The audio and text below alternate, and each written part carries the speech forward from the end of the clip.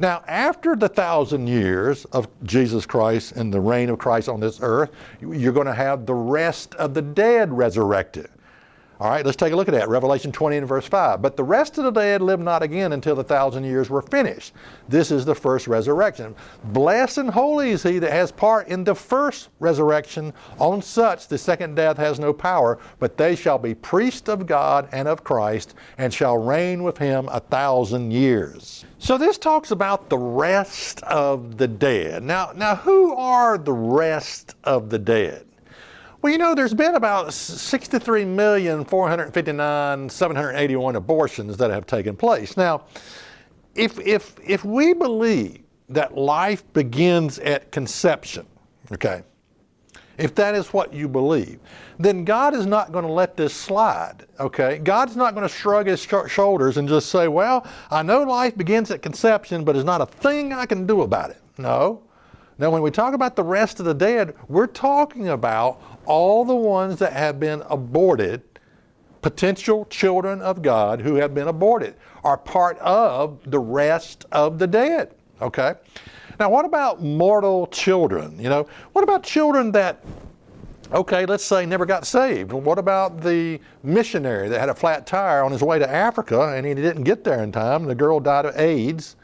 And, you know, she just died. I mean, what about mortal children? What about all those who basically, you know, never had a chance to confess or know about God or know Jesus Christ? Do you know the Bible answers that question? Isaiah 65 and verse 20.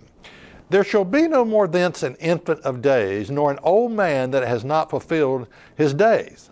For the child shall die 100 years old, but the sinner being 100 years old shall be accursed.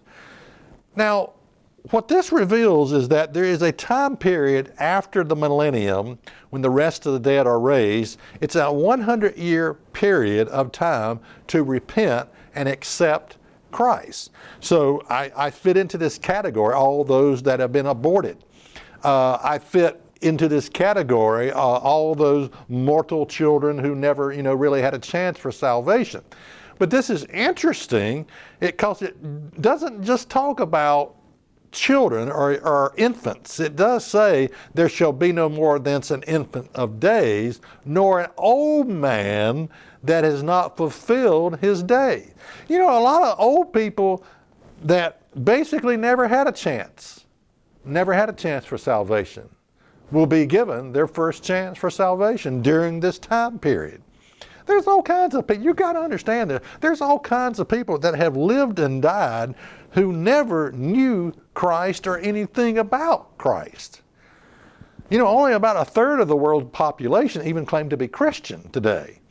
So you've got a lot of other, you got Hinduism, Buddhism, Muslims, you got all kinds of people that don't really know Jesus Christ, and they die, well, they die every day, actually.